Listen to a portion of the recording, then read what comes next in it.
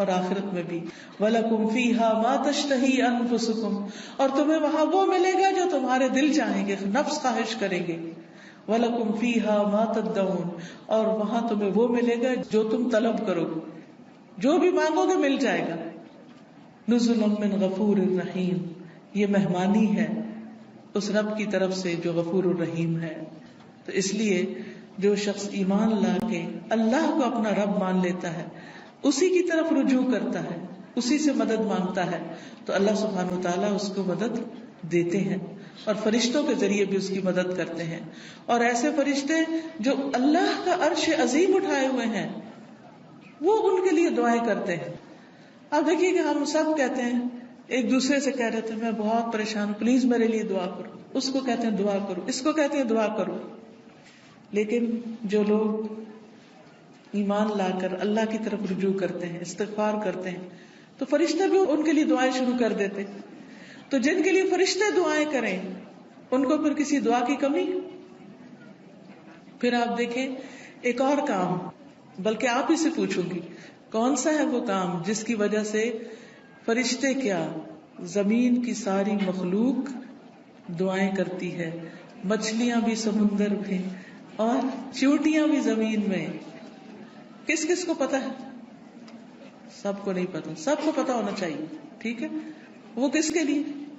جو لوگوں کو خیر کی بات سکھائے، اچھی باتیں لوگوں کو بتائے، قرآن و حدیث کی تعلیم دے، سیکھے اور سکھائے. ایک جگہ پر سیکھنے والے کے لیے بھی آتا ہے. طالب علم کے لیے کیا خوشخبری ہے، فرشتے کیا کرتے ہیں طالب علم کے لیے؟ اپنے پر بچھاتے ہیں، تواضع سے اس کی رسپیکٹ کرتے ہیں. اور ایک اور میں آتا ہے یعنی اس کے اوپر سایہ کرتے ہیں. کتنی بڑی خوشخبری. پھر اس سے اچھا کوئی کام ہو سکتا ہے کہ ہم بھی ایسی مجلسوں میں شریک ہوں، ایسی جگہوں پر جائیں جہاں سیکھنے سکھانے کا کام ہوتا ہے. خود بھی سیکھیں، دوسروں کو بھی سکھائیں، دوسروں کے بھی کام آئیں. جب آپ یہ کام شروع کریں گے تو فرشتے آپ کے لیے دعائیں شروع کر دیں گے، مچھلیاں آپ کے لیے دعائیں شروع کر دیں گی، چیونٹیاں آپ کے لیے دعائیں کریں گی. اور آپ کو پتا ہے نا کہ جب چیونٹی بھی دعا کرتی ہے تو اللہ تعالیٰ سنتا ہے. ایک دفعہ حضرت سلیمان علیہ السلام اپنے لشکر کے ساتھ نکلے کہ بارش کی دعا کریں. تو آگے گئے تو دیکھا کہ ایک چیونٹی اپنی پیٹھ کے بل لیٹی ہوئی ہے اور اپنے ہاتھ اوپر کیے ہوئے ہے، اللہ سے دعا کر رہی ہے کہ یا اللہ تو پانی برسا تاکہ ہماری پیاس ختم ہو، یعنی ہم سیراب ہوں. تو حضرت سلیمان اپنے لشکر کو لے کے واپس چلے گئے کہ اللہ نے اس چیونٹی کی دعا سن لی ہے. تو پرندے بھی، درندے بھی، چیونٹیاں بھی، یہ سب دعائیں کرتے ہیں. تو اگر آپ دین سیکھنے اور سکھانے کے کام میں لگ جائیں گے اور اس کے لیے وقت نکالیں گے تو دنیا اور آخرت کی برکتیں نصیب ہوں گی. اور آپ کے دل میں ابھی خواہش ہوگی اللہ اس کو پورا کر دے گا. آپ کی ضرورتیں پوری ہونے لگے گی، آپ کے مسائل حل ہونے لگے گی، آپ کے دل کو راحت اور سکون ملے گا جو دنیا کی کسی اور چیز میں نہیں. اگر اچھے کپڑے پہننے سے سکون ملتا تو جو لوگ ہر وقت برانڈیڈ کلوتھز پہنتے ہیں، یعنی برانڈ کے کپڑے پہنتے ہیں، عام کپڑے نہیں پہنتے، پھر انہیں سب سے زیادہ خوشحال ہونا چاہیے تھا، ہے نا؟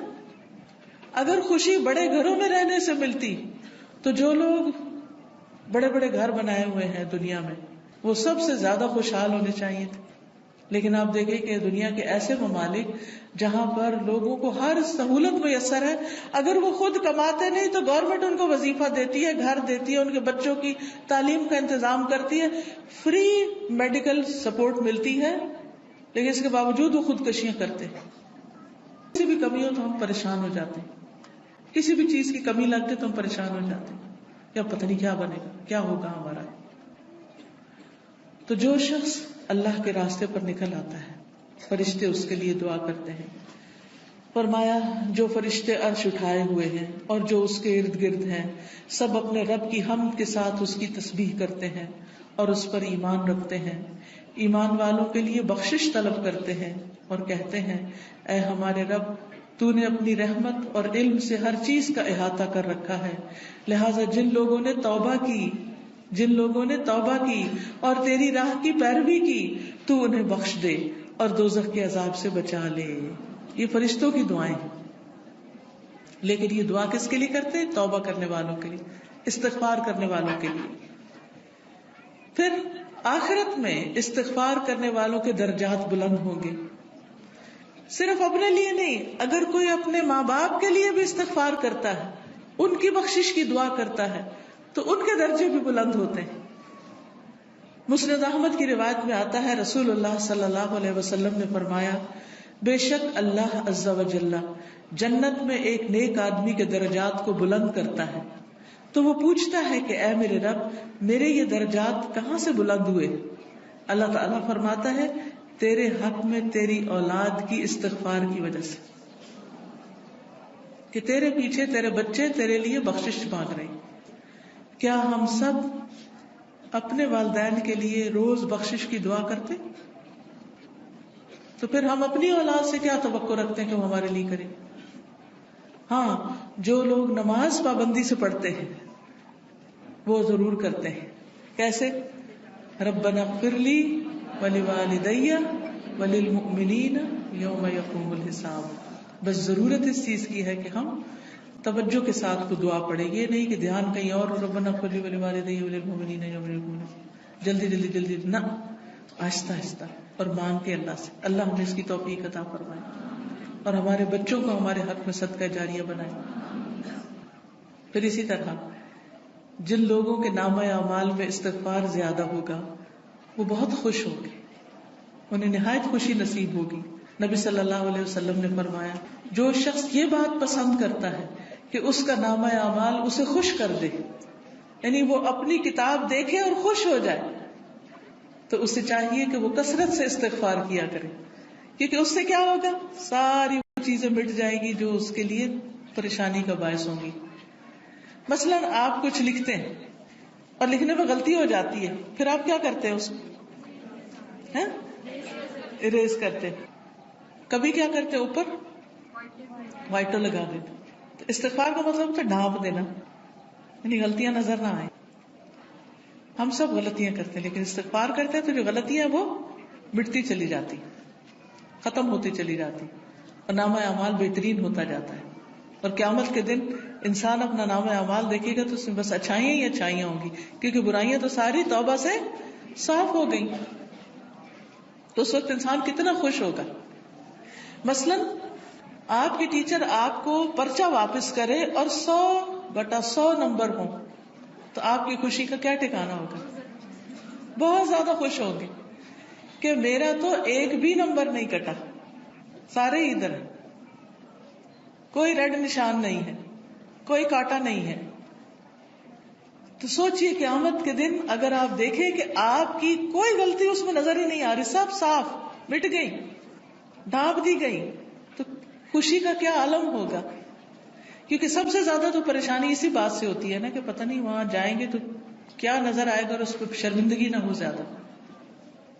پھر اسی طرح عبداللہ بن بصر کی روایت ہے کہ نبی صلی اللہ علیہ وسلم نے فرمایا، مبارک ہو اس کو جو اپنے نامہ اعمال میں کثرت سے استغفار پائے، کہ بہت زیادہ استغفار ہے اس میں. پھر اسی طرح استغفار جنت میں داخلے کا ذریعہ ہے. اللہ تعالیٰ فرماتے ہیں، یا ایھا الذین آمنوا توبوا الی اللہ توبۃ نصوحا عسى ربکم ان یکفر عنکم سیئاتکم وَيُدْخِلَكُمْ جَنَّاتٍ تَجْرِي مِن تَحْتِهَا الْأَنْهَارُ. اے لوگو جو ایمان لائے ہو، اللہ کی طرف توبہ کرو، خالص توبہ، سچی توبہ، پکی توبہ، صحیح والی توبہ. قریب ہے کہ تمہارا رب تم سے تمہاری برائیاں دور کر دے اور تمہیں ایسے باغوں میں داخل کرے جن کے نیچے نہریں بہتی ہوں. یعنی غلطیوں کی معافی ہو جائے تو جنت کے راستے آسان ہو جائیں گے، اور اس کے لیے معافی مانگنی ہوگی، استغفار کرنا ہوگا. پھر اسی طرح جہنم سے بچنے کا ذریعہ بھی استغفار ہے، کیونکہ کچھ لوگ جہنم میں ڈالے جائیں گے تاکہ ان کو ان کی غلطیوں کی سزا ملے، جب وہ سزا بھگت لیں گے پھر نکال کے جنت میں بھیجے جائیں گے. اس وقت بھی آپ کو گرمی لگ رہی ہوگی تو دل گھبرا رہا ہوگا، یہ تو وقتی گرمی، اور ایسی بھی نہیں کہ جس سے انسان کو یعنی بہت تکلیف ہو. ٹھیک ہے، انکمفرٹیبل ہوتا ہے انسان، وہ الگ بات ہے، لیکن اس میں بھی انسان کیا چاہتا ہے کہ فوراً ہوا میں نکلے، تازہ ہوا میں، اور فریش ہو. کہاں آگ میں ہو انسان. ہم میں سے کس کے اندر ہمت ہے کہ وہ آگ کو برداشت کرے؟ کیا کسی کمرے میں، کسی گھر میں، کسی جگہ آگ لگی ہوئی آپ اس کے اندر جانا پسند کریں گے؟ دور سے بھاگیں گے، دھواں دیکھ کے بھی اس طرف نہیں جائیں گے کہ کہیں وہ آگ پھیل کے مجھ تک نہ آ جائے. تو قیامت کے دن ہم میں سے کوئی بھی نہیں جانا چاہے گا.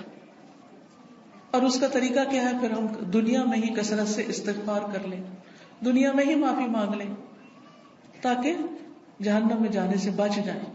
اور اگر معافی نہیں مانگتے تو لا الہ الا اللہ پڑھنے کی وجہ سے جنت میں تو انشاءاللہ جائیں گے، لیکن سزا بھگت کے، اور وہ سزا بہت سخت ہے اور نہیں پتا کہ کتنے عرصے کے لیے مل جائے، کیونکہ ہر ایک کی جیل کا وقت جو ہے مخصوص ہوتا ہے.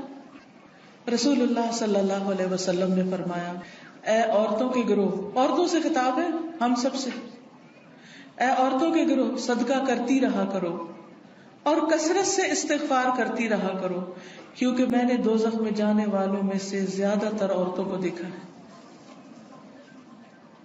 دوزخ کی اکثر آبادی عورتوں پر مشتمل ہے.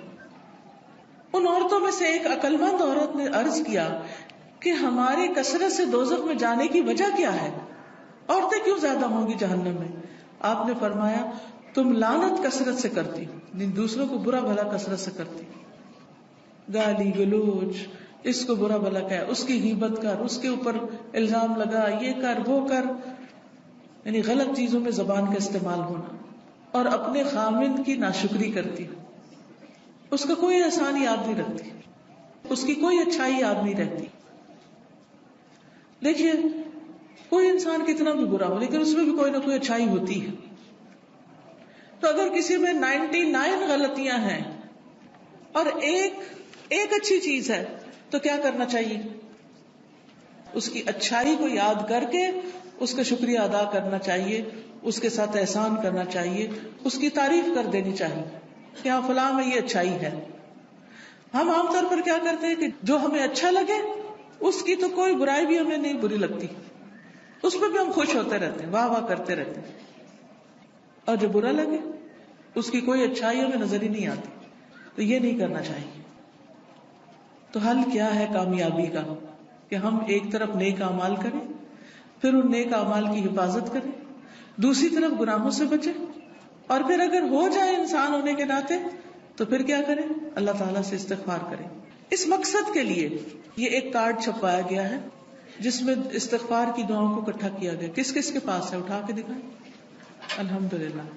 اور جس کے پاس نہیں ہے وہ اسٹال سے لے بھی سکتے ہیں. ٹھیک ہے.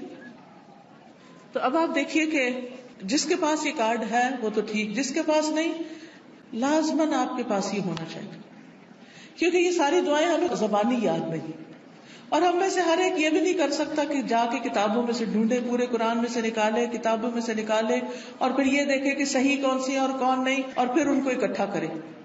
تو الحمدللہ اللہ کے فضل سے یہ دعائیں آپ کے لیے اکٹھی کر دی گئی. کوشش کریں کہ ہر روز ان دعاؤں کو آپ پڑھیں، لیکن اگر ہر روز نہیں پڑھ سکتے تو جس وقت آپ کو پریشانی ہو، بے چینی ہو، بیماری ہو، خوف ہو، گھبراہٹ ہو، مرنے کا خوف ہو، آخرت کی پکڑ کا خوف ہو، فکر ہو، آپ کے اندر بے چینی اور اضطراب آ جائے، فوراً استغفار کرنا شروع کریں. اس کے بغیر بھی کریں اور اس کے ساتھ بھی کریں.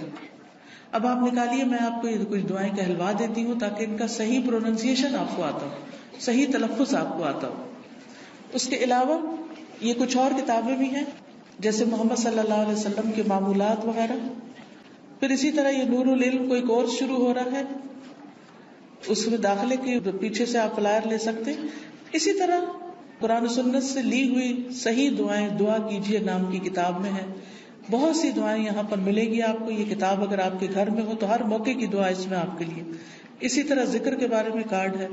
جادو کے بارے میں بہت سے لوگوں کے ذہن میں سوال ہوتے ہیں، پریشان رہتے ہیں، تو جادو کی حقیقت پر اور پھر اس کا علاج کیا ہے اس پر یہ کتاب ہے. پھر اچھا اخلاق انسان کے نامہ اعمال میں بہت بھاری نیکی ہوگی، تو اس پر یہ کہ اچھا اخلاق ہے کیا کیا کرنا ہوتا ہے، احادیث پر مشتمل یہ کتاب ہے. پھر اسی طرح صدقہ و خیرات جو ہے وہ بلاؤں کو ٹالتا ہے. بلا آنے سے بھی روکتا ہے اور جب آ جائے تو اس کو بھی دور کرنے کا ذریعہ بنتا ہے. جیسے ایک حدیث میں آتا ہے داؤ مرضاکم بالصدقات, اپنے مریضوں کا علاج صدقے سے کرو. یعنی اگر کوئی بیمار ہو جائے تو صدقہ کرنا شروع کر دو, تو صدقہ بھی ایک علاج ہے. تو یہ صدقہ خیرات کس طرح ہوتا ہے اس پہ احادیث پر مبنی یہ کتاب ہے. پھر اسی طرح رات کو سوتے وقت کے اذکار ہیں, رات کی نیند کیسی ہونی چاہیے اور کیا کرنا چاہیے کیا نہیں کرنا چاہیے, سنتیں کیا ہیں. تو یہ سونے جاگنے کے آداب اور اذکار ہیں.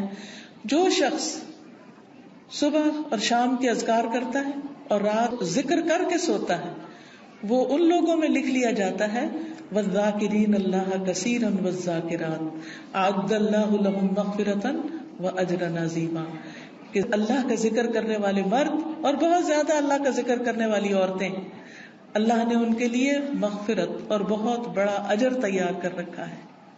تو اللہ تعالیٰ سے بخشش پانے کے لیے کیا کریں, اللہ کا ذکر کریں, رات کو ذکر کر کے سوئیں. تو سارے اذکار جو مسنون کتابوں میں ہیں وہ اس میں لکھ دیے گئے ہیں. اپنے بیڈ سائڈ ٹیبل پہ رکھ دیں, دراز میں رکھ دیں, جب سونے لگے اس کو پڑھ کے پھر سوئیں. پھر اسی طرح یہ ہے کہ رسول اللہ صلی اللہ علیہ وسلم کا تعارف ہے, تعارف حبیب کے نام سے یہ کتاب ہے. آپ صلی اللہ علیہ وسلم کی ذاتی زندگی کے بارے میں اور آپ کی خصوصیات کے بارے میں احادیث کی روشنی میں کتاب مرتب کی گئی ہے, اس کو بھی آپ دیکھ سکتے ہیں. پھر یہ ایک اور استغفار کے بارے میں کتاب ہے, تم کب توبہ کرو گے, بہت ہی بہترین کتاب ہے. پھر اسی طرح یہ ہے کہ حدیث میں آتا ہے کہ جو شخص یہ چاہتا ہو کہ اس کی عمر لمبی ہو, اس کی عمر میں برکت ہو اور اس کے رزق میں برکت ہو, اسے چاہیے اپنے رشتہ داروں سے اچھا سلوک کرے, یعنی صلہ رحمی کرے, ان کے ساتھ اپنا تعلق برقرار رکھے. تو یہ ان احادیث پر مبنی کارڈ ہے, آپ لوگوں کو یہ دے سکتے ہیں. یہ کارڈ کی شکل میں فولڈ بھی ہو جاتا ہے, جب آپ کسی کو تحفہ وغیرہ دیتے ہیں عید پر شادی پر تو بیچ میں یہ رکھ کر دے سکتے ہیں تاکہ لوگ اپنے تعلقات کو بہتر بنائیں ایک دوسرے کے ساتھ. اب یہ دعا کر لیتے ہیں, میں کہلواؤں گی آپ میرے پیچھے کہیں گے تاکہ آپ کو یہ الفاظ صحیح پڑھنے آ جائیں, ٹھیک ہے؟ اور ساتھ ساتھ آپ اس طرح پڑھیں گے کہ جیسے آپ دعا مانگ رہے ہیں, ٹھیک ہے؟ ایک وقت میں دونوں کام, الفاظ کی درست ادائیگی بھی اور اس کے ساتھ ساتھ دعا مانگنا بھی. سبحان اللہ والحمد للہ ولا الہ الا اللہ واللہ اکبر ولا حول ولا قوة الا باللہ العلی العظیم. اللهم صل على محمد وعلى آل محمد كما صليت على إبراهيم وعلى آل إبراهيم إنك حميد مجيد. اللهم بارك على محمد وعلى آل محمد كما باركت على إبراهيم وعلى آل إبراهيم إنك حميد مجيد. اللهم اغفر لي ذنبي رب أذنبت فاغفر لي رب اغفر لي خطيئتي يوم الدين رب اغفر وارحم وأنت خير الراحمين ربنا اغفر لي ولوالدي وللمؤمنين يوم يقوم الحساب.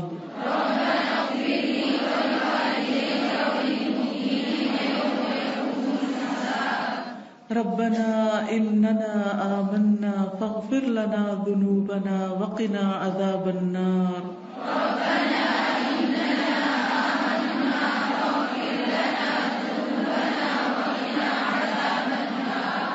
ربنا ظلمنا أنفسنا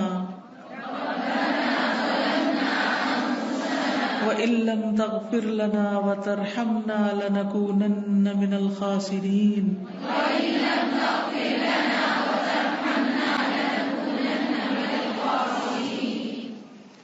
ربنا اغفر لنا ذنوبنا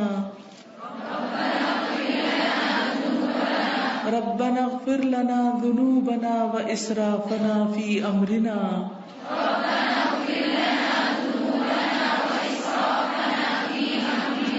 وثبت أقدامنا وانصرنا على القوم الكافرين.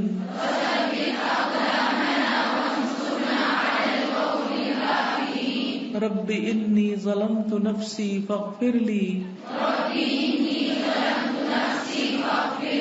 ربنا أتمم لنا نورنا واغفر لنا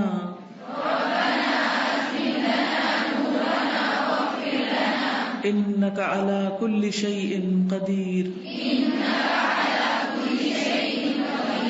ربنا اغفر لنا ولإخواننا الذين سبقونا بالإيمان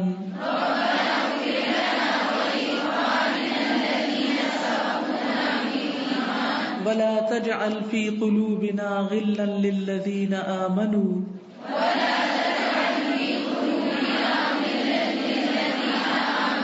ربنا إنك رؤوف رحيم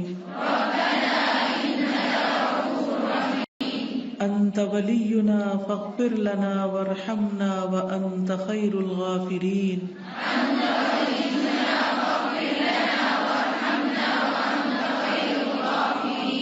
سمعنا وأطعنا غفرانك ربنا وإليك المصير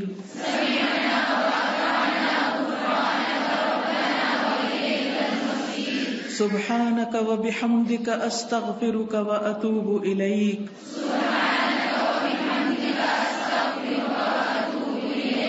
رب اغفر لي وتب علي إنك أنت التواب الرحيم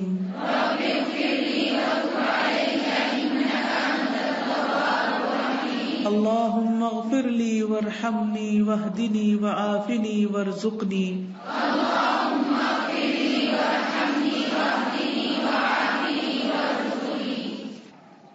اگر یہ دعا قبول ہو جائے تو پھر کیا ہوگا؟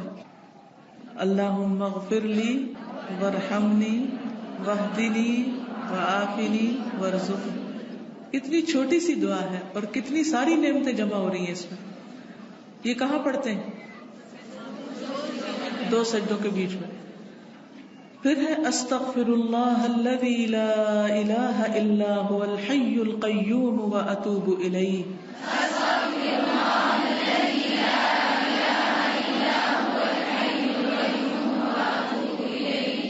اللهم اغفر لي ذنبي ويسر لي أمري وبارك لي في رزقي. اب اس میں بھی آپ دیکھیے کہ اللہ میرے گناہ بخش دے اور میرا کام آسان کر دے. تو جو کام اٹکا ہوا ہو رکا ہوا ہو اس کی طرف توجہ کر کے یہ دعا پڑھیں. ایک دفعہ نہیں کئی دفعہ آپ ریپیٹ بھی کر سکتے ہیں. پھر ہے استغفر اللہ العظیم الذی لا الہ الا هو الحی القیوم واتوب الیہ.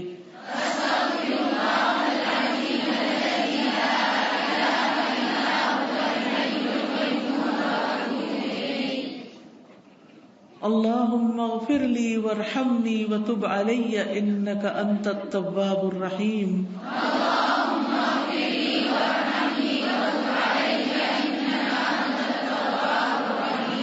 اللہم اغفر لی ما اخطأت وما تعمدت وما اسررت وما اعلنت وما جہلت وما تعمدت.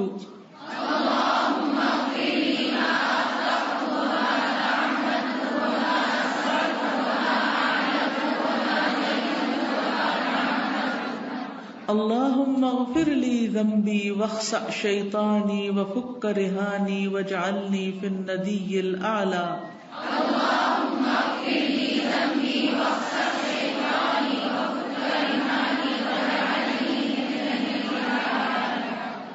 اللہم انی اسألک یا اللہ الاحد الصمد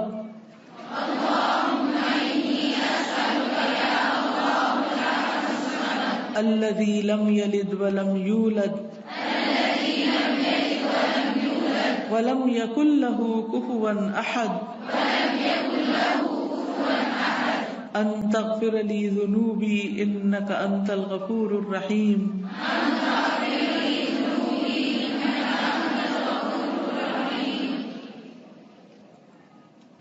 یہ دعا بڑی ہی قیمتی دعا ہے.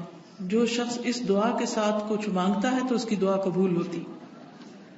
پھر ہے رب اغفر لی خطیئتی وجہلی واسرافی فی امری کلہ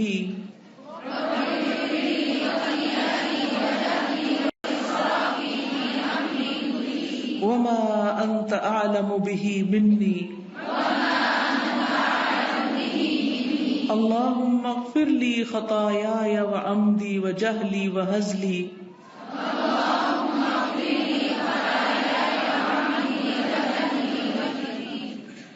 وهزلي وكل ذلك عندي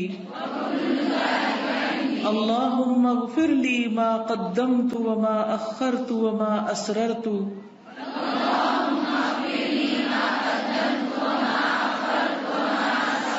وما أعلنت أنت المقدم وأنت المؤخر وأنت على كل شيء قدير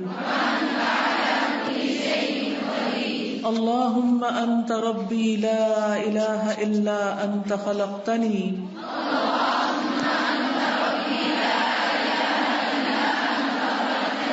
وأنا عبدك وأنا على عهدك ووعدك ما استطعت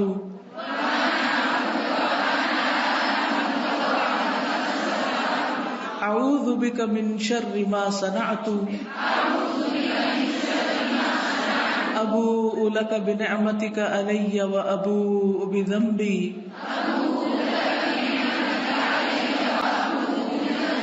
فاغفر لي فاغفر لي فاغفر لي إنه لا يغفر الذنوب إلا أنت اللهم إني أسألك الثبات في الأمر والعزيمة على الرشد وأسألك موجبات رحمتك وعزائم مغفرتك وأسألك شكر نعمتك وحسن عبادتك وأسألك قلبا سليما ولسانا صادقا وأسألك من خير ما تعلم وأعوذ بك من شر ما تعلم وأستغفرك لما تعلم إنك أنت علام الغيوب اللهم اغسل عني خطاياي بماء الثلج والبرد ونق قلبي من الخطايا كما نقيت الثوب الأبيض من الدنس وباعد بيني وبين خطاياي كما باعدت بين المشرق والمغرب پھر کچھ استغفار کے مواقع ہوتے ہیں، یعنی ایک تو یہ نا کہ انسان مصلی پہ بیٹھ کے یا ویسے پڑھے استغفار، اور ایک ہے مختلف کام کرتے ہوئے، مثلا صبح اور شام 100 بار استغفر اللہ و اتوب الیہ. کتنی بار؟ 100 بار. ہر نماز کے بعد 3 بار استغفر اللہ استغفر اللہ استغفر اللہ. سبحانک اللہم ربنا و بحمدک اللہم اغفر لی.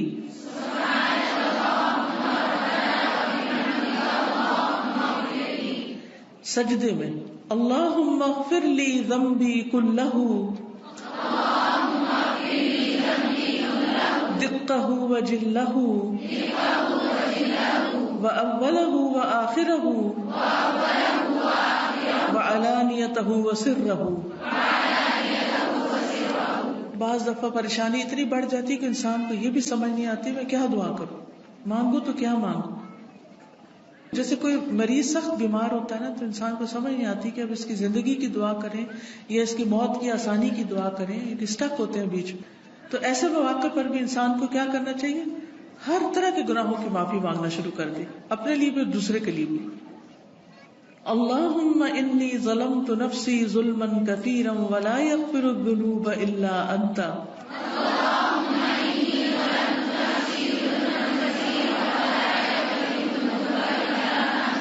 فاغفر لی مغفرة من عندک وارحمنی انک انت الغفور الرحیم. یہ دعا پڑھتے ہیں اتحیات میں بیٹھتے ہیں نا، اور اتحیات اور درود شریف وغیرہ سب کچھ پڑھ کے تو آخر میں پڑھ سکتے ہیں. رات کو سونے کے وقت بسم اللہ ودعت جنبی اللہم اغفر لی ذنبی واخسأ شیطانی وفک رہانی واجعلنی فی الندی الاعلی لا الہ الا اللہ وحدہ لا شریک لہ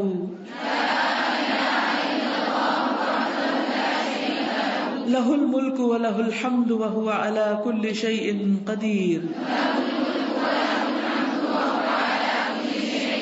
الحمد للہ وسبحان اللہ ولا الہ الا اللہ واللہ اکبر ولا حول ولا قوة الا باللہ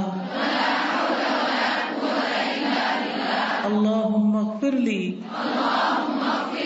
پھر بیت الخلاء سے نکلنے کے وقت غفرانک. اس وقت کیوں استغفار کرتے ہیں؟ کیونکہ ہم نے جو اندر وقت گزارا ہے وہ اللہ کے ذکر کے بغیر گزارا ہے. پھر سواری پر بیٹھتے وقت سبحانک انی ظلمت نفسی فاغفر لی انہ لا یغفر الذنوب الا انت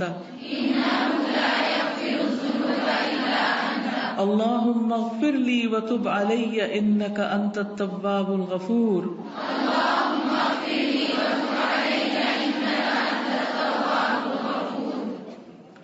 سبحانک اللہم وبحمدک اشہد ان لا الہ الا انت استغفرک واتوب الیک.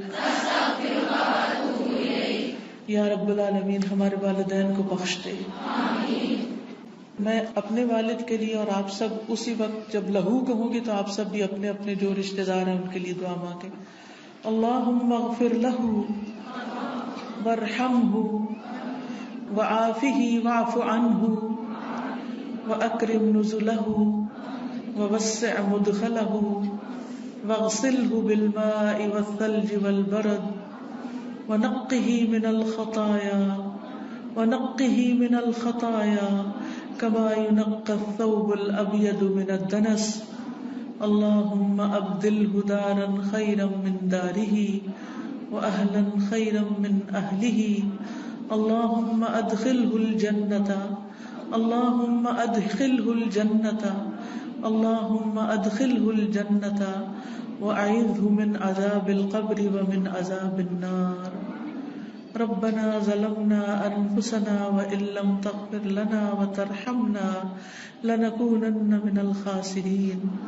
یا رب العالمین تو ہماری کوتاہیوں کو معاف کر دے، ہماری غلطیوں سے درگزر فرما، تو ہم سب پر اپنی رحمت نازل فرما. یا اللہ جہاں جہاں سے بھی لوگ آئے ہیں ان کا آنا قبول فرما اور خیریت و حفاظت سے اپنے گھروں کو پہنچا. یا اللہ سب بیماروں کو صحت عطا فرما، سب دکھی لوگوں کے دکھ دور فرما، سب پریشان حالوں کی پریشانیاں دور فرما. جو کسی بھی چیز کی طرف سے رزق روزی اولاد شوہر کاروبار کی طرف سے پریشان ہے اللہ ان کی پریشانیاں دور فرما. یا اللہ تو اپنی رحمتوں سے ہم کو ڈھانپ لے. اللہ ہمارا خاتمہ بالخیر کرنا، ہمیں ایمان اور کلمہ نصیب فرمانا، ہمیں شیطان کے چنگل سے محفوظ رکھنا. اللہ ہمیں قبر کے عذاب سے محفوظ رکھنا، ہمیں دوزخ کے عذاب سے محفوظ رکھنا. ہم سب کو جنت الفردوس عطا فرمانا، ہم سب پر اپنی رحمت نازل فرمانا. ہمارے آباء و اجداد اور ہماری اولادوں کو بھی اس اپنی رحمت سے نوازنا. اللہ ہم سب کے بچوں کو ہدایت عطا فرما. اللہ ہمارے بچوں کو ہدایت عطا فرما. اللہ انہیں اپنا بنا لے. اللہ بہت فتنوں کا دور ہے، انہیں ہر فتنے سے بچا. یا رب العالمین تو ہم سب کے ایمان بھی سلامت رکھ. یا اللہ ہماری نیتوں کو صرف اپنے لیے خالص کر لے اور ہم جو بھی تیرے دین کا کام کریں تیری رضا کے لیے کریں اور تو ہم سب سے راضی ہو جائے. ربنا تقبل منا انك انت السميع العليم وتب علينا انك انت التواب الرحيم وصلى الله تعالى على خير خلقه محمد وعلى آله واصحابه واهل بيته اجمعين برحمتك يا ارحم الراحمين. اللہ تعالیٰ آپ سب کو جنہوں نے قرآن مجید مکمل کیا ہے ان کا قرآن پڑھنا ان کے لیے مبارک کرے، اور آپ میں سے ایک ایک سے اللہ تعالیٰ آگے دین کی بہترین خدمت لے، اور ہم سب کے عمل میں یہ قرآن داخل ہو، اور ہم سب کو دنیا اور آخرت کی برکات اس سے عطا ہو. سبحانک اللہم و بحمدک اشہد ان لا الہ الا انت استغفرک و اتوب الیک. السلام علیکم و رحمۃ اللہ وبرکاتہ. اور پھر اسی طرح آپ دیکھیے کہ استغفار کرنا جسم کے اعضاء کا کفارہ بھی ہے. ہر روز انسان کے 360 جوڑوں پر صدقہ واجب ہو جاتا ہے. یعنی ہر روز جب صبح ہم کرتے ہیں تو ہمارے اوپر صدقہ لازم ہوتا ہے، لیکن ہم میں سے ہر ایک کے پاس اتنے پیسے یا اتنا مال و دولت نہیں ہوتا کہ ہم صدقہ کر سکیں. تو اس کے لیے بہترین حل کیا ہے کہ انسان استغفار کرے، اللہ کی تسبیح کرے، اور 2 رکعت ضحیٰ کی نماز جو ہے، چاشت کی نماز یا اشراق کی نماز جو ہے، وہ جسم کے ہر جوڑ کا صدقہ ہے. اور یہ آزما کر دیکھ لیں، اگر آپ کو جوڑوں کی تکلیف ہے، اگر آپ کے جسم میں تکلیف ہے جوڑوں میں، تو آپ ان 2 رکعتوں کو روز پڑھنا شروع کریں. اس کا وقت سورج نکلنے سے تقریباً 15-20 منٹ بعد سے لے کر سورج ڈھلنے کے 15-20 منٹ پہلے تک ہوتا ہے. یعنی ظہر کے وقت جب سورج آتا ہے نا اوپر، تو جب تک وہ زوال سے تقریباً 15-20 منٹ پہلے تک. جیسے اگر 12:15 بجے مثلاً ہے تو زوال ہے تو 11:45 تک یا 11:55 تک آپ پڑھ سکتے ہیں. اور اس میں کیا ہے، 2 رکعتیں عام 2 نفل جیسے پڑھتے، اس کو اپنے اوپر لازم کر لیں. جب انسان یہ کفارہ ادا کر دیتا ہے تو اس کی گردن آزاد ہو جاتی، وہ اپنی جان کو دوزخ سے چھڑا لیتا ہے. ہر شخص کی جان پکڑی ہوئی ہے نا، ہر شخص پکڑا ہوا ہے. اور نہ صرف یہ کہ یہ آخرت کے اعتبار سے بلکہ دنیاوی اعتبار سے بھی بہترین نسخہ ہے. آزما کے دیکھ لیں. لیکن ہم میں سے اکثر کو یہ پتہ ہی نہیں کہ روز ہم پہ صدقہ واجب ہوتا ہے. ہم صدقہ کب کرتے ہیں، صدقہ کب دیتے ہیں، اپنی جان کا صدقہ کب دیتے ہیں؟ جی، جب کوئی بیمار ہوتا ہے پھر اس کی طرف سے بکرا ذبح کرتے ہیں کہ اس جان کے بدلے جان دے دے، بس. اور جب وہ ٹھیک ہو جاتا ہے پھر ختم کر دیتے ہیں. یہ صرف اس وقت کے لیے نہیں ہے صدقہ، یہ صدقہ روز کے لیے ہے. یہ روز صدقہ دینا ہے. اور روز آپ کے پاس اتنے پیسے نہیں ہیں، اور اگر ہیں تو وہ بھی دیں، وہ بھی اللہ کے راستے میں کچھ نہ کچھ صدقہ کریں. سبحان اللہ، الحمدللہ، اللہ اکبر، لا الہ الا اللہ، استغفر اللہ، استغفر اللہ. تو اگر آپ ایک دفعہ استغفر اللہ کہتے ہیں تو 1 جوڑ کا صدقہ ہو گیا، دوسری دفعہ استغفر اللہ کہتے ہیں تو دوسرے جوڑ کا صدقہ نکل گیا، تیسری دفعہ کیا تو تیسرا نکل گیا. تو جتنی دفعہ استغفر اللہ کہیں گے اتنے جوڑوں کا صدقہ ہوتا جائے گا. کبھی ایسا بھی ہوتا ہے نا کہ انسان کو وقت نہیں ملتا، یا وہ سفر کر رہا ہوتا ہے، یا کبھی کوئی مجبوری ہو جاتی ہے کہ انسان نہیں پڑھ سکتا، تو پھر کیا کرے، ذکر کی کثرت کر دے، استغفار کی کثرت کر دے. پھر اسی طرح استغفار کو بیماریوں کا علاج بتایا گیا. جیسے میں نے ابھی کہا نا کہ اگر آپ چاہتے ہیں کہ آپ کے جوڑوں کی تکلیف دور ہو جائے تو جوڑوں کا صدقہ دیا کرے روز. اور جوڑوں کا صدقہ روز کیا ہے، 2 نفل اشراق یا چاشت یا ضحیٰ کے. اصل میں بہت سے لوگ کنفیوز ہوتے ہیں کہ اشراق اور ضحیٰ اور چاشت یہ کیا ہے. یہ ایک ہی نماز ہے. جیسے تراویح اور قیام اللیل یہ ایک ہی نماز ہے. اگر آپ جلدی پڑھیں گے تو اس کو اشراق کہتے ہیں. اشراق اس لیے کہتے ہیں کہ ابھی سورج مشرق سے طلوع ہوا ہے اور اس کے تھوڑی دیر بعد 15-20 منٹ بعد آپ نے نماز پڑھ لی. جب سورج اچھی طرح چمک جائے تو پھر اس کو ضحیٰ کہتے ہیں، چاشت کا وقت کہتے ہیں. ضحیٰ عربی میں کہتے ہیں اور اردو میں چاشت کہتے ہیں. اور تھوڑا اور بعد میں پڑھے تو اس کے لیے صلاۃ الاوابین بھی کہتے ہیں اس کو. اور نبی صلی اللہ علیہ وسلم سے 2 سے لے کے 8 رکعتیں ثابت ہیں. چاہے 2 پڑھیں، چاہے 4 پڑھیں، چاہے 6 پڑھیں، چاہے 8 پڑھیں، جو آپ کا دل کرے، لیکن کم از کم 2 ضرور پڑھیں. پھر اسی طرح استغفار بیماریوں کا علاج ہے. اگر کسی کو مثلا ہارٹ پرابلم ہے یا کوئی اور اسی طرح کی کوئی بیماریاں ہیں اس کو، تو اس کے لیے بھی استغفار ہے.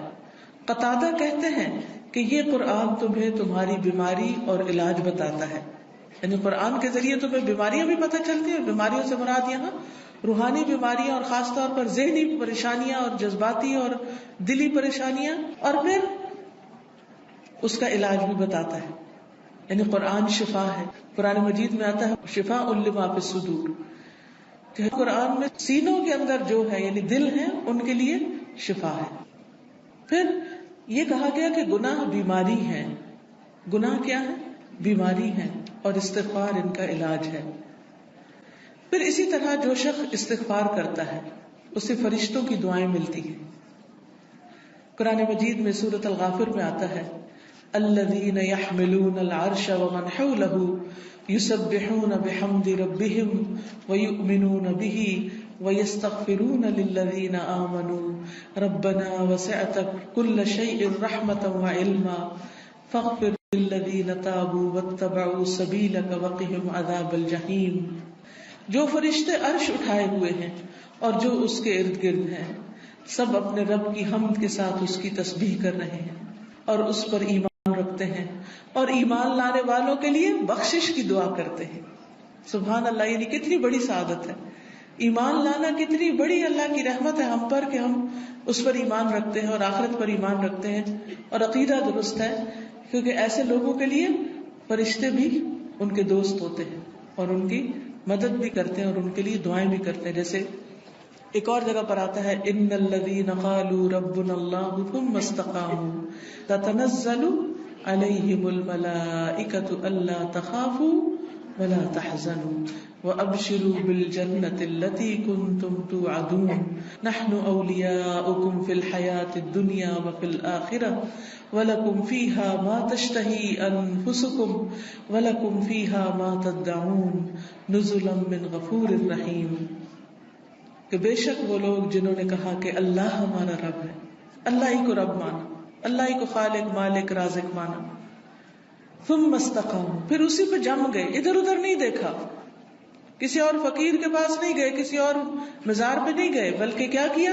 صرف اللہ کو اپنا رب مان کر اسی سے دعائیں کی.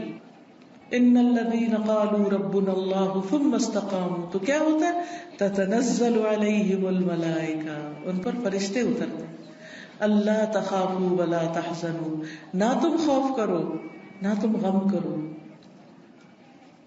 وابشروا بالجنۃ التي كنتم توعدون، اس جنت کی خوشخبری پاؤ جس کا تم وعدہ دیے جاتے ہو. نحن اولیاؤکم فی الحیاۃ الدنیا، ہم دنیا کی زندگی میں بھی تمہارے دوست ہیں، تمہارے مددگار ہیں، دنیا میں بھی، وفی الآخرہ، اور آخرت میں بھی. وَلَكُمْ فِيهَا مَا تَشْتَهِي أَنفُسُكُمْ، اور تمہیں وہاں وہ ملے گا جو تمہارے دل چاہیں گے، نفس خواہش کریں گے. وَلَكُمْ فِيهَا مَا تَدَّعُونَ، اور وہاں تمہیں وہ ملے گا جو تم طلب کرو گے، جو بھی مانگو گے مل جائے گا. نُزُلًا مِّنْ غَفُورٍ رَحِيمٍ، یہ مہمانی ہے اس رب کی طرف سے جو غفور الرحیم ہے. تو اس لیے جو شخص ایمان لا کے اللہ کو اپنا رب مان لیتا ہے، اسی کی طرف رجوع کرتا ہے، اسی سے مدد مانگتا ہے، تو اللہ سبحانہ وتعالیٰ اس کو مدد دیتے ہیں اور فرشتوں کے ذریعے بھی اس کی مدد کرتے ہیں. اور ایسے فرشتے جو اللہ کا عرش عظیم اٹھائے ہوئے ہیں وہ ان کے لیے دعائیں کرتے ہیں. آپ دیکھیے کہ ہم سب کہتے ہیں، ایک دوسرے سے کہہ رہے تھے میں بہت پریشان ہوں، پلیز میرے لیے دعا کرو، اس کو کہتے ہیں دعا کرو، اس کو کہتے ہیں دعا کرو. لیکن جو لوگ ایمان لا کر اللہ کی طرف رجوع کرتے ہیں، استغفار کرتے ہیں، تو فرشتے بھی ان کے لیے دعائیں شروع کر دیتے. تو جن کے لیے فرشتے دعائیں کریں ان کو پھر کسی دعا کی کمی. پھر آپ دیکھیں ایک اور کام، بلکہ آپ ہی سے پوچھوں گی کون سا ہے وہ کام جس کی وجہ سے فرشتے کیا زمین کی ساری مخلوق دعائیں کرتی ہے، مچھلیاں بھی سمندر میں اور چیونٹیاں بھی زمین میں. کس کس کو پتا ہے؟ سب کو نہیں پتا، سب کو پتا ہونا چاہیے. ٹھیک ہے، وہ کس کے لیے؟ جو لوگوں کو خیر کی بات سکھائے، اچھی باتیں لوگوں کو بتائے. قرآن و حدیث کی تعلیم دے، سیکھے اور سکھائے. ایک جگہ پر سیکھنے والے کے لیے بھی آتا ہے. طالب علم کے لیے کیا خوشخبری ہے. فرشتے کیا کرتے ہیں طالب علم کے لیے؟ اپنے پر بچھاتے ہیں تواضع سے، اس کی رسپیکٹ کرتے ہیں. اور ایک اور میں آتا ہے یعنی اس کے اوپر سایہ کرتے ہیں. کتنی بڑی خوشخبری. پھر اس سے اچھا کوئی کام ہو سکتا ہے کہ ہم بھی ایسی مجلسوں میں شریک ہوں، ایسی جگہوں پر جائیں جہاں سیکھنے سکھانے کا کام ہوتا ہے. خود بھی سیکھیں، دوسروں کو بھی سکھائیں، دوسروں کے بھی کام آئیں.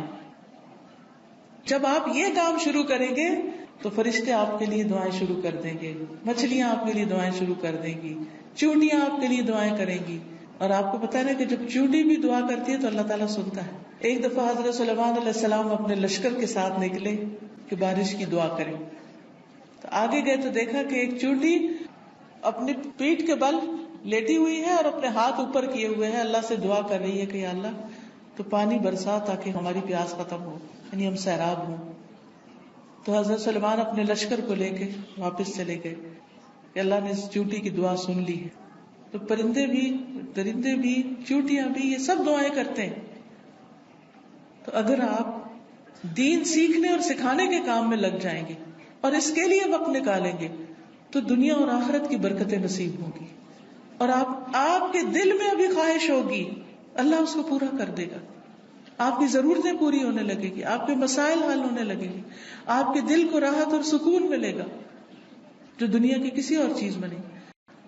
اگر اچھے کپڑے پہننے سے سکون ملتا تو جو لوگ ہر وقت برانڈیڈ کلوتھس پہنتے ہیں، یعنی برانڈ کے کپڑے پہنتے ہیں، عام کپڑے نہیں پہنتے، پھر انہیں سب سے زیادہ خوشحال ہونا چاہیے تھا، ہے نا.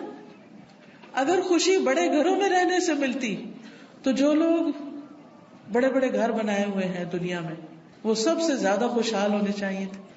لیکن آپ دیکھیں کہ دنیا کے ایسے ممالک جہاں پر لوگوں کو ہر سہولت میسر ہے، اگر وہ خود کماتے نہیں تو گورنمنٹ ان کو وظیفہ دیتی ہے، گھر دیتی ہے، ان کے بچوں کی تعلیم کا انتظام کرتی ہے، فری میڈیکل سپورٹ ملتی ہے، لیکن اس کے باوجود وہ خودکشیاں کرتے ہیں.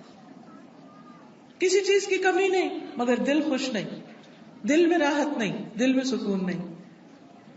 اور اس کے برعکس وہ صحابہ جو پیٹ پر 3 پتھر باندھ کے کام کرتے تھے، ان کے دلوں میں خوشی تھی، سکون تھا، اطمینان تھا. فقر و فاقے کی وجہ سے بھی ان کے دلوں کا اطمینان اور سکون نہیں گیا. آج اگر ہمیں تھوڑی سی بھی کمی ہو تو ہم پریشان ہو جاتے ہیں، کسی بھی چیز کی کمی لگتی تو ہم پریشان ہو جاتے ہیں، یا پتہ نہیں کیا بنے گا، کیا ہوگا ہمارا. تو جو شخص اللہ کے راستے پر نکل آتا ہے فرشتے اس کے لیے دعا کرتے ہیں. فرمایا جو فرشتے عرش اٹھائے ہوئے ہیں اور جو اس کے ارد گرد ہیں سب اپنے رب کی حمد کے ساتھ اس کی تسبیح کرتے ہیں اور اس پر ایمان رکھتے ہیں. ایمان والوں کے لیے بخشش طلب کرتے ہیں اور کہتے ہیں اے ہمارے رب، تو نے اپنی رحمت اور علم سے ہر چیز کا احاطہ کر رکھا ہے، لہٰذا جن لوگوں نے توبہ کی اور تیری راہ کی پیروی کی تو انہیں بخش دے اور دوزخ کے عذاب سے بچا لے. یہ فرشتوں کی دعائیں ہیں، لیکن یہ دعا کس کے لیے کرتے ہیں؟ توبہ کرنے والوں کے لیے، استغفار کرنے والوں کے لیے. پھر آخرت میں استغفار کرنے والوں کے درجات بلند ہوں گے. صرف اپنے لیے نہیں، اگر کوئی اپنے ماں باپ کے لیے بھی استغفار کرتا ہے، ان کی بخشش کی دعا کرتا ہے تو ان کے درجے بھی بلند ہوتے ہیں. مسند احمد کی روایت میں آتا ہے رسول اللہ صلی اللہ علیہ وسلم نے فرمایا بے شک اللہ عز و جل جنت میں ایک نیک آدمی کے درجات کو بلند کرتا ہے تو وہ پوچھتا ہے کہ اے میرے رب، میرے یہ درجات کہاں سے بلند ہوئے؟ اللہ تعالیٰ فرماتا ہے تیرے حق میں تیری اولاد کی استغفار کی وجہ سے، کہ تیرے پیچھے تیرے بچے تیرے لیے بخشش مانگ رہے ہیں. کیا ہم سب اپنے والدین کے لیے روز بخشش کی دعا کرتے؟ تو پھر ہم اپنی اولاد سے کیا توقع رکھتے ہیں کہ وہ ہمارے لیے کرے؟ ہاں، جو لوگ نماز پابندی سے پڑھتے ہیں وہ ضرور کرتے ہیں. کیسے؟ ربنا اغفر لی ولوالدی وللمؤمنین یوم یقوم الحساب. بس ضرورت اس چیز کی ہے کہ ہم توجہ کے ساتھ کو دعا پڑھے، یہ نہیں کہ دھیان کہیں اور ربنا اغفر لی ولوالدی وللمؤمنین یوم یقوم الحساب. جلدی جلدی جلدی نہ، آہستہ آہستہ، اور مانگ کے اللہ سے، اللہ ہمیں اس کی توفیق عطا فرمائے اور ہمارے بچوں کو ہمارے حق میں صدقہ جاریہ بنائے۔ پھر اسی طرح جن لوگوں کے نامہ اعمال میں استغفار زیادہ ہوگا وہ بہت خوش ہوں گے، انہیں نہایت خوشی نصیب ہوگی۔